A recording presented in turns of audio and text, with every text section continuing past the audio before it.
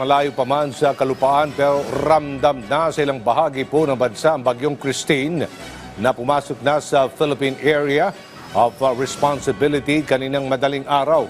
Para mas maging handa sa epekto ng bagyo, alamin na natin ang update niyan mula kay Pag-asa Weather Specialist Jofren Habaluyas. Jofren. Isang magandang tanghali po sa ating mga kababayan. Ito po ang ulat panahon ngayong tanghali ng Lunes, October 21, 2024. Huli pong namataan ang bagyong Christine sa layong 870 kilometers east of Eastern Visayas kaninang alas 10 ng umaga. Meron po ito maximum sustained winds na 55 kilometers per hour malapit sa sentro at may pagbugso ng hangin na umaabot sa 70 kilometers per hour. Kumikilos ang bagyong ito west-southwestward sa bilis na 30 kilometers per hour. Sa kasalukuyan, may nakataas na po tayong tropical cyclone wind signal sa Catanduanes, Masbate, including Ticao Island, Burias Island, Camarines Sur, Albay, Sorsogon, Camarines Norte, at sa eastern portion of Quezon.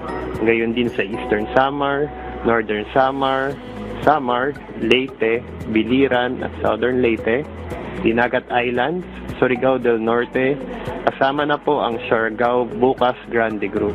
Ay naabisuhan po tayo na mag-ingat po sa malakas na pag-ulan na may kaakibat na pagbaha at landslide. Sa ngayon, wala pa po tayong nakataas na gale warning. Dito naman po sa amihan, kasi nasa transition period po tayo. So, hindi pa po natin sa ngayon mararamdaman ang epekto ng amihan. Inaasahan po natin na sa ngayon, hindi pa kasi ma-forecast kung meron na po tayong mabubuong tropical cyclone by next week.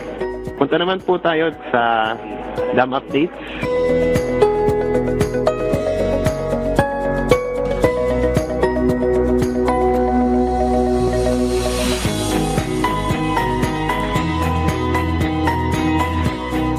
Mula po dito sa Weather Forecasting Center ng Pag-asa. Jofren Habaluyas po, nag-uulat. Maraming salamat, Pag-asa Weather Specialist Jofren Habaluyas.